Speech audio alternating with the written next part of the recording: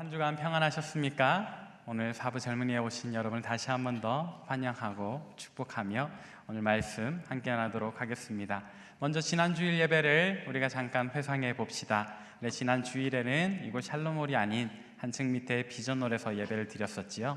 우리 정주영 목사님의 말씀으로 우리 마음속에 또 하나님의 음성이 들려왔을 텐데 어떤 말씀이었는지 기억하십니까?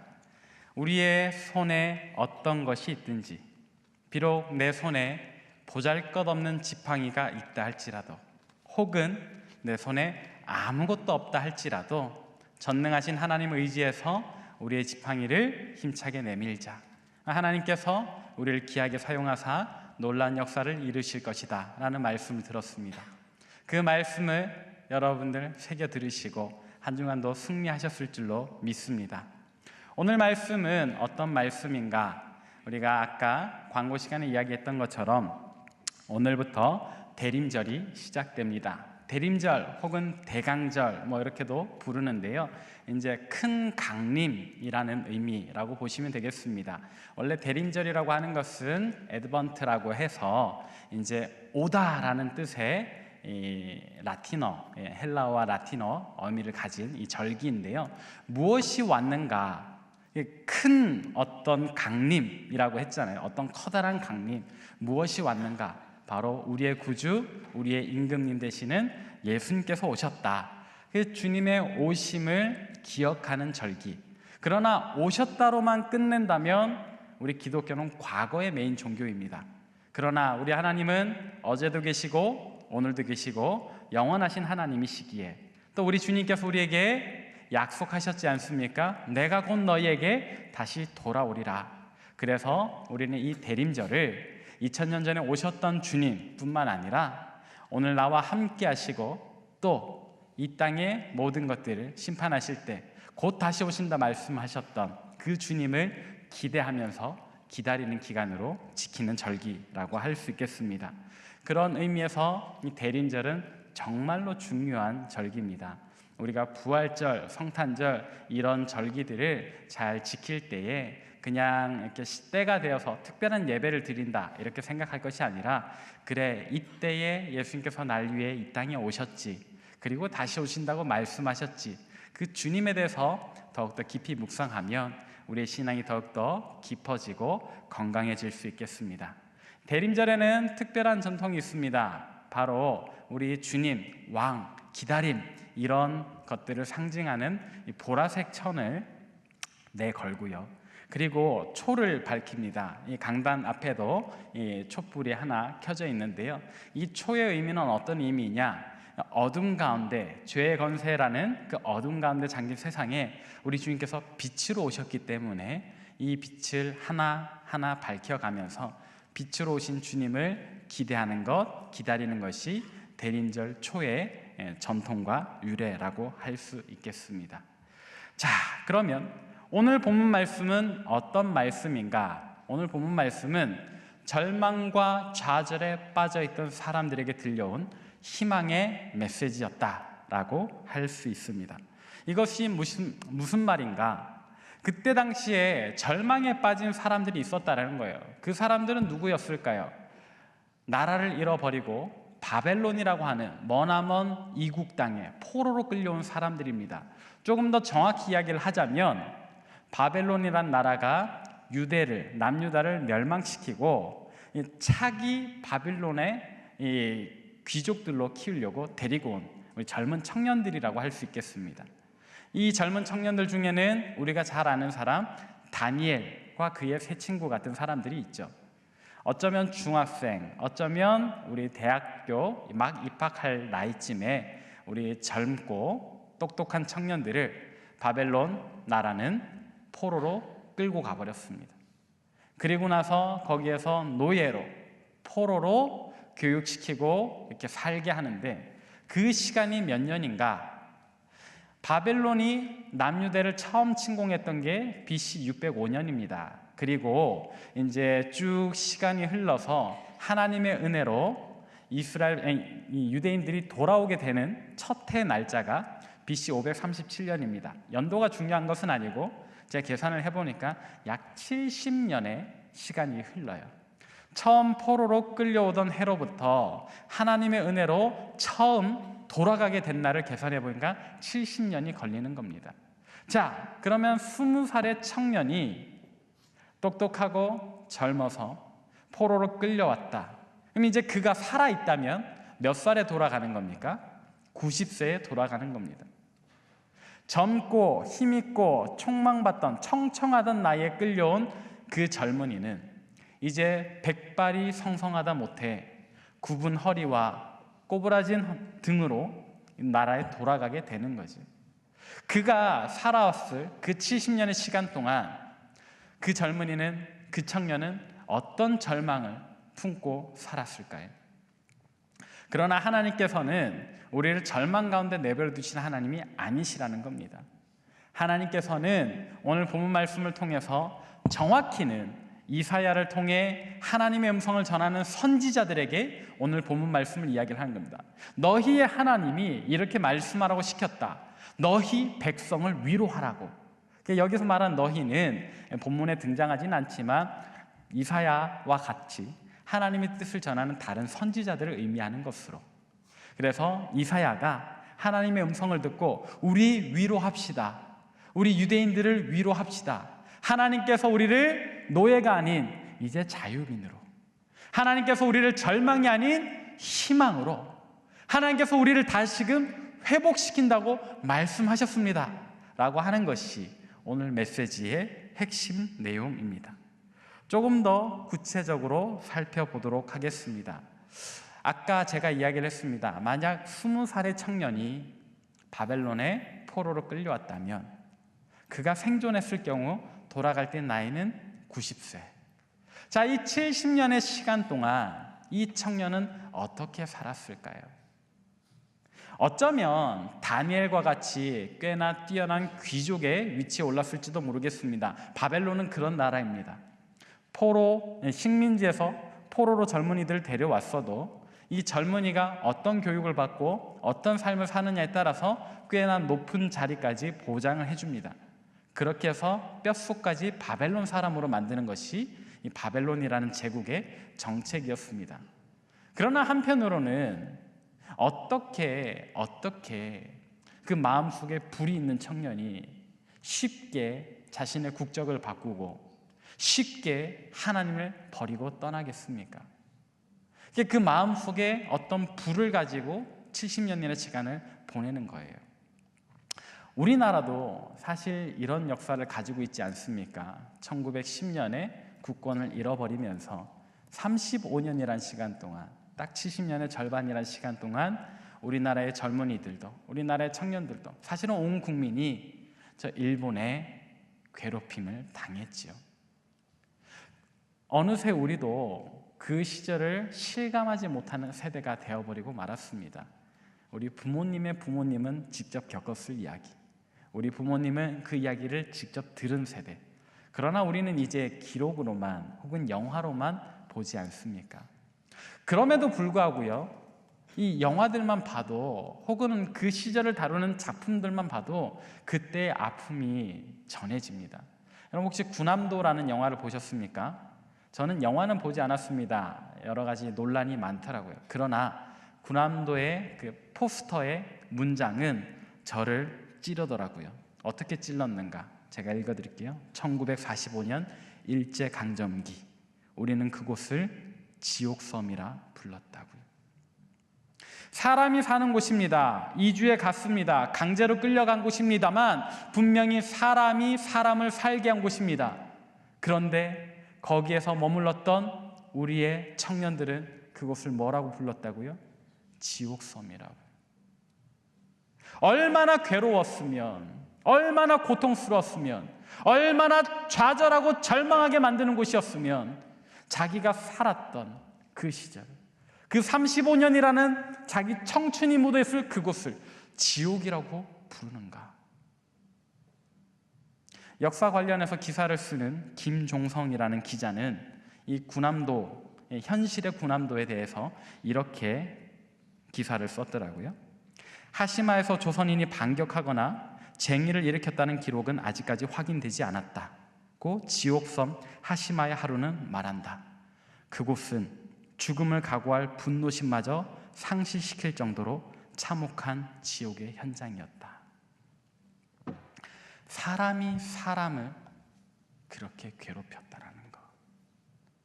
그런 괴롭힘을 당하는 사람은 죽음을 불사고서라도 내가 한 번은 대들어야 되겠다라는 그런 복수심까지도 잃어버릴 정도로 그 시절 그곳은 그런 자리였다라는 거죠. 오늘 본문에 나오는 유대인들도 그런 고통, 그런 고난의 현장이 있었던 겁니다. 여러분 혹시 곱게 자란 자식이라는 웹툰을 보신 적이 있습니까? 제가 사실 만화를 그리 좋아하지 않았는데 웹툰이라는 세계에 빠져서 많은 시간들을 이렇게 허비했었습니다. 쓸데없는 작품들도 많이 봤습니다. 그러다가 이 곱게 자란 자식이라는 웹툰을 보게 되었는데요. 이 웹툰은 매편 볼 때마다 제 눈에서 눈물을 뽑아내지 않은 적이 없습니다. 시골 작은 부락에 여리디 여린 소녀들이 그 일제강점기 시대에 어떤 고초를 겪어야 했는지, 그 동네 젊은 남성 청년들은 모조리 총 앞에 죽게 되고, 그 불악에 여린 소녀들은 모조리 비참한 삶을 살게 되더라고요. 같은 기억을 공유하는 민족으로서 오늘 하나님께서 이사야를 통해 다른 여러 선지자들과 함께 말하게 하신 오늘 본문의 메시지는 우리에게 결코 가볍게 다가오지 않습니다. 이제 오늘 본문 말씀이 그 유대인들에게 어떤 회복의 메시지를 전했는가 우리가 더 깊이 살펴보도록 합시다. 70년이라는 포로 시간 동안, 그 괴로움의 시간 동안 유대인들이 가장 기다렸던 말은 무엇일까요? 우리 군 생활을 하신 우리 형제들은 군 생활 기간 동안, 그 2년이라는 시간 동안 어떤 날을 가장 기다리셨습니까? 부식 먹는 날이요? 휴가 가는 날이요? 아니죠. 사실은 전역하는 날이죠. 몇 월 며칠 몇 시경으로 국가에서 전역을 명받았습니다라고 말하는 그 순간을 꼬박 기다리지 않습니까? 많은 빚에 허덕이는 사람은 어떤 날을 기다릴까요? 국가로부터, 은행으로부터 당신의 모든 빚이 변제되었습니다라는 그 편지 한 통 받아보는 그날을 꿈꾸지 않았을까요?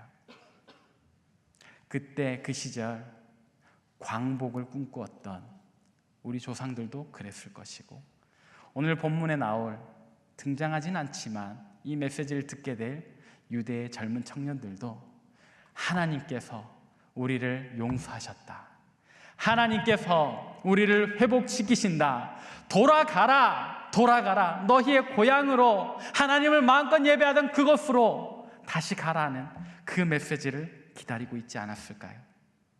그런데 오늘 이사야가 그 메시지를 전합니다. 오늘 본문 말씀 1절과 2절을 우리 함께 읽어보도록 하겠습니다. 시작. 너희의 하나님이 이르시되 너희는 위로하라, 내 백성을 위로하라. 너희는 예루살렘의 마음에 닿도록 말하며 그것에게 외치라. 그 노역의 때가 끝났고 그 죄악이 사함을 받았느니라. 그의 모든 죄로 말미암아 여호와의 손에서 벌을 배나 받았느니라 할지니라 하시니라. 아멘. 우리 하나님께서 이사야를 통해 다른 선지자들에게 말하게 하십니다. 뭐라고요? 너희는 위로하라. 위로의 메시지를 전해라. 그 고역의 때, 그 고난의 때, 그 괴로움의 때가 다 끝났다라는 것을, 이제는 너희가 다시금 자유롭게 된다는 것, 집으로 돌아가도 좋다라는 그 메시지를 전해라. 그들의 죄가 용서받았느니라. 한 가지 의아한 표현은 그들이 여호와의 손에서 벌을 배나 받았느니라 라는 표현인데요, 이 표현을 잘못 보면 그럼 유대인들이 원래는 요만큼 벌을 받아야 되는데 2배나 받았으니까 이제는 돌아가야 되나? 이렇게 볼 수도 있겠습니다만, 이것은 유대인들이 하나님의 음성에 돌이키라, 죄를 저지르지 말아라, 하나님 말씀대로 살아라 하는 그 명령에 순종하지 않았던 그 죄, 그러나 모세 율법은 이 죄에 대해서 항상 그 여호와의 말씀에 대해서는 2배 형벌을 이야기를 합니다. 그래서 이제는 이 말씀은 유대인들이 너무 과한 벌을 받았다라고 이야기를 하는 것이 아니라 이제 그들이 치러야 할 죄값들 다 치렀다, 이제는 돌아갈 때가 되었다라는 완전한 변제를 이야기를 하는 거죠. 자, 이 1절과 2절 말씀은 바벨론의 포로로 끌려왔던 그 유대 땅의 청년들이 정말 간절히 듣기 원했던 그 메시지 그대로 주어지는 겁니다. 이 메시지를 듣는 그 청년들, 그들의 마음이 얼마나 기뻤을까요? 자, 그런데 하나님께서 이사야를 통해서 말하고자 하시는 바는 이 위로의 메시지만이 아닙니다. 2가지 특별한 명령을 더 전하는데, 먼저 첫 번째 명령 보도록 하겠습니다. 3절에서 5절, 오늘 본 말씀 3절에서 5절입니다. 함께 읽습니다. 시작. 외치는 자의 소리여 이르되 광야에서 여호와의 길을 예비하라. 사막에서 우리 하나님의 대로를 평탄하게 하라. 골짜기마다 도드어지며 산마다 언덕마다 낮아지며 고르지 아니한 곳이 평탄하게 되며 험한 곳이 평지가 될 것이요 여호와의 영광이 나타나고 모든 육체가 그것을 함께 보리라. 이는 여호와의 입이 말씀하셨느니라. 아멘. 하나님께서 명령하시는 거예요. 너희는 광야에서 여호와의 길을 예비하라고요. 너희는 사막에서 하나님의 대로를 평탄하게 하라고요. 갑자기 이게 무슨 말인가? 광야에서 여호와의 길을 예비한다는 것은 무엇인가? 사막에서 하나님의 대로를 평탄하게 한다는 것은 무엇인가? 그것은 바로 이 유대인들의 관습에 따라서 어떤 손님 맞이할 준비를 하라는 거예요. 광야에서 여호와의 길을 예비한다. 그 길로 누군가가 온다는 거예요. 그래서 그 길을 잘 정리해 놓으라는 거, 가꾸라는 거예요. 숲이 보기 싫게 자라나 있다면 좀 깎아내고, 그리고 울퉁불퉁 진 계곡이 있으면, 그런 공간이 있으면 거기를 평평하게 밀어서 그 귀한 손님이 올 때 불편하지 않게 정말 기뻐하면서 만날 수 있게 그 귀한 분 한 사람 만날 준비를 하라는 거예요. 오늘 성경이 암시하는 그 귀한 분은 누구일까? 우리 계속해서 또 보도록 하겠습니다. 오늘 본 말씀을 통해서 하나님께서 특별하게 명령하신 바 2번째는 오늘 본 말씀 6절부터 8절입니다. 함께 읽습니다. 시작. 소리여 이르되 외치라. 대답하되 내가 무엇이라 외치리까 하니 이는 모든 육체는 풀이요 그의 모든 아름다움은 들의 꽃과 같으니 풀은 마르고 꽃이 시듬은 여호와의 기운이 그 위에 붐이라. 이 백성은 실로 풀이로다. 풀은 마르고 꽃은 시드나 우리 하나님의 말씀은 영원히 서리라 하라. 아멘. 자, 하나님 명령하십니다. 2번째는 뭐라고요? 외치라. 너희는 외쳐라. 그냥 조곤조곤 말하지도 말고 정말 많은 사람들이 듣도록 너희는 이리로 가면서 외치고 저리로 가면서 외쳐라. 그래서 모든 사람들이 이 사실을 알게 해라 라고 이야기를 하시는 거예요. 근데 하나님께서 외치라고 하는 그 메시지는 뭐예요? 모든 육체는 풀과 같다. 우리는 다 덧없는 존재다. 왜냐? 이 예언을 듣는 어쩌면 가장 오래 나이 먹은 사람은 조금 더 됐겠지만 아까 예로 든 사람, 이 90세의 늙은이가 된 그 청년은 무엇이라고 생각을 할까요? 이 말씀 더 확 와닿는 거예요. 그래, 이제 곧 나의 육체는 허물겠구나. 이제 곧 나의 육체는 시들겠지. 그러면 아까 이야기했던 그 오신다던 그 귀한 손님 맞을 준비를 어떻게 하는가? 그죠? 근데 하나님께서 말씀하세요. 나의 이 메시지, 너희 육체가 허물어져도 내가 너희에게 보내는 그 귀한 한 사람 너희가 만날 준비를 해야 돼. 너희는 꼭 만나게 될 테니까. 그럼 내 육신이 허물어져 버리는데, 내 육신이 시들어 버리는데, 그럼 이 말씀 성취될 수 없는가? 아니라는 거예요. 우리의 육체는 들의 꽃과 같이 시들지라도 우리 하나님의 말씀은 영원하기에 그 힘이 없어지지 않고 반드시 이루어질 것이기 때문에 우리에게 또 하나의 소망을 주는 거죠. 한계가 뚜렷한 우리로서는 할 수 없으나 전능하신 하나님, 영원하신 하나님이 이 말씀을 이루신다. 자, 그럼 다시 첫 번째 명령으로 돌아가서 우리가 만나게 될 그분은 누구인가? 오늘 본문의 표현으로는 우리를 위로하시는 하나님의 영광입니다. 그 하나님의 영광은 누구를 암시하는가? 자, 오늘 이 말씀은 분명히 예언이에요. 이사야를 통해서 여러 선지자들이 함께 외치는 예언입니다. 자, 그럼 이 예언이 성취되었을까요? 예, 성취되었습니다. 1차적으로는 아까 말씀드렸던 거죠. BC 537년에 스룹바벨을 지도자로 해서 여러 차례에 걸쳐 유대인들이 고향으로 돌아가게 되죠. 이 본국으로 귀한, 그 자체로 1차적인 성취가 이루어집니다. 그러나 궁극적으로는 저와 여러분이 알다시피 예수 그리스도, 우리 주님을 통해서 이루어지는 거죠. 오늘 본문 말씀 이후에 어쩌면 540년 가까이 시간이 더 지난 후에 그 사이에 모든 육체는 시들어 버렸겠지만, 그러나 영원하신 하나님의 말씀이 여전히 힘이 있고 성취가 되어 우리가 아는 대로 예수 그리스도를 통해서 이 예언은 이루어집니다. 여러분 알지 않습니까? 광야에서 외치는 자의 소리, 주의 길을 예비하는 자 세례 요한, 우리를 위로하는 하나님의 영광, 바로 하나님의 아들이신 예수 그리스도. 자, 예수 그리스도가 오면 우리에게 어떤 일이 일어나는가? 아까 읽었던 말씀에 보니까 모든 골짜기가 메워진다. 모든 산마다 언덕마다 낮아지고 고르지 아니한 곳이 평평하게 된다. 이것은 이 땅에 산이 없어진다, 다 평지가 될 것이다, 그런 말이 아니고요. 그때 당시에 포로기로 지냈던 그 청년의 마음에 얼마나 깊은 절망의 골짜기가 있었겠어요. 근데 우리 주님의 위로가 오면 이 가슴속 깊이 새겨진 절망의 골짜기가 메워진다는 거예요. 우리 마음속에 울퉁불퉁 튀어나오는, 여기저기 튀어나오는 그 마음속의 상처들, 좌절감과 어떤 그런 이 미워하는 마음, 시기하는 마음, 질투하는 마음 같은 그 마음속에 울퉁불퉁한 것도 우리 주님의 위로가 임하면 다시 평평해진다. 위로받고 보상받는다. 자, 그러면 여러분, 오늘 이 말씀이 저와 여러분에게 어떤 의미가 있는가? 너무나도 귀한 의미가 있는 거예요. 그때 당시에 바벨론이라는 그 나라의 포로로 지내면서 자신들의 힘으로는 자유를 찾을 수 없고 돌아갈 수 없는 그 절망의 나락에서 하나님 구원을 선포하셨습니다. 오늘 우리는요, 이 세대 속에서 여전히 우리를 죄악 가운데 그 어둠의 권세 아래 두려는 그 악한 영의 지배를 받으면서 우리가 이 세상에서 얼마나 많은 상처를 받습니까? 우리가 이 세상에서 얼마나 깊은 좌절을 맛보고 있습니까? 그러나 여러분, 거기에 빠져들지 마세요.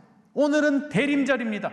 우리 주님의 위로가 선포되는 날입니다. 모든 골짜기를 메우시고 모든 산과 언덕을 고르게 평평하게 하시는, 그렇게 우리를 위로하시는 주님께서 오셨던 날을 기억하는 날입니다.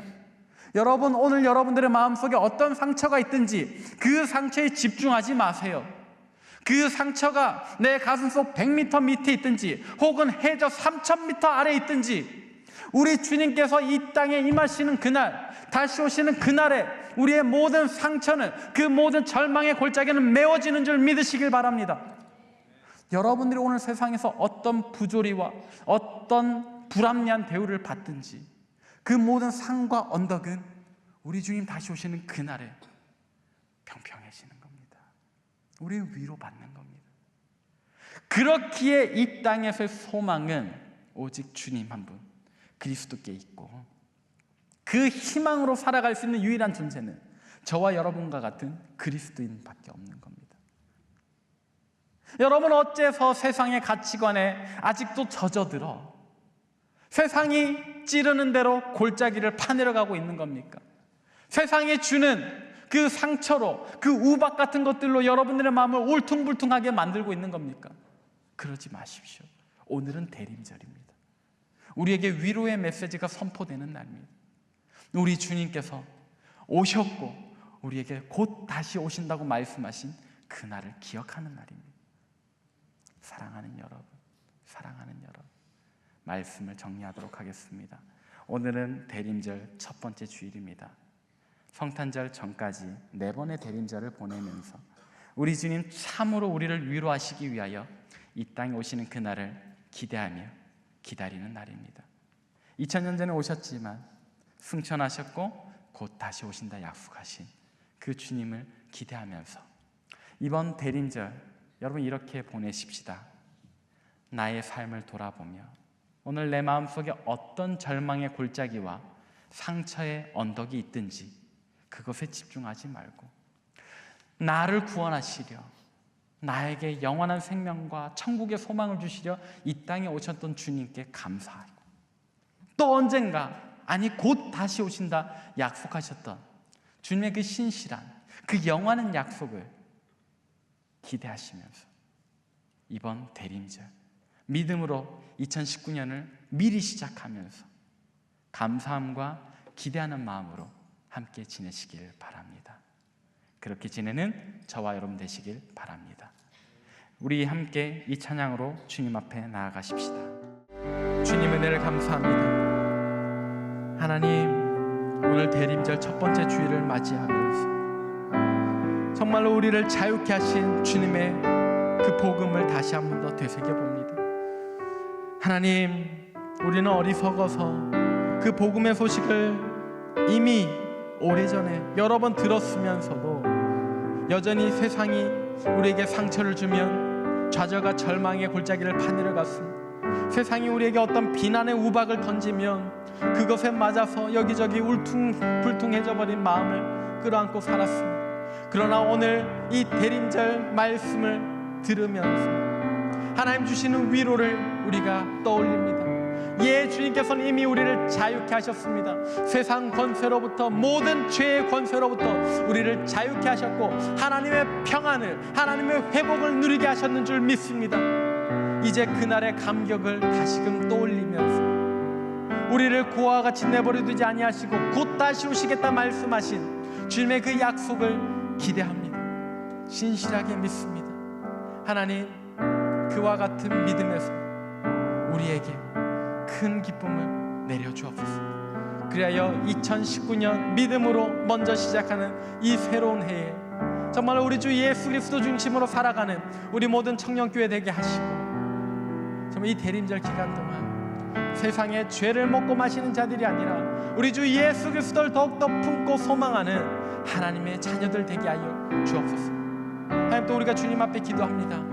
우리는 이 귀한 복된 소식을 들은 행복한 사람들이지만 우리의 가족 중에는, 내 이웃 중에는, 혹은 내 주변의 여러 사람들은 아직 이 복음을 듣지 못해서 죄의 권세 아래 괴로움과 절망의 나날들을 보내고 있습니다. 하나님, 우리를 보내주소서. 우리가 가서 이사야와 같이 이 위로의 말씀을 전하겠나이다. 하나님, 우리를 사용하여 주소서. 우리가 그 메시지를 전할 때 그들도 이 복된 소식을 듣고 환호하게 하시고 함께, 우리와 함께 우리 주님의 영광을 찬양하게 하소서, 노래하게 하소서, 예배하게 하소서.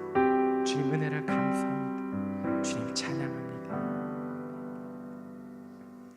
이제는 우리 주 예수 그리스도의 은혜와 하나님의 자비로우신 사랑과 성령의 위로하심이 2000년 전 이 땅에 오신 주님께 감사하며 곧 다시 오신다 하셨던 그 주님의 약속을 신실하게 기대하는 믿음으로 영광의 대림절을 기쁨으로 보내기로 다짐하고 결단하는 이 자리에 모인 모든 주의 백성들 머리 위에, 또 세계 각지에서 목숨 걸고 사역하시는 선교사님들과 그 가정과 사역 위에, 우리 조국 대한민국과 저 북녘 땅과 온 세계 열방 위에 이제로부터 영원토록 함께하옵시기를 간절히 축원하옵나이다. 아멘.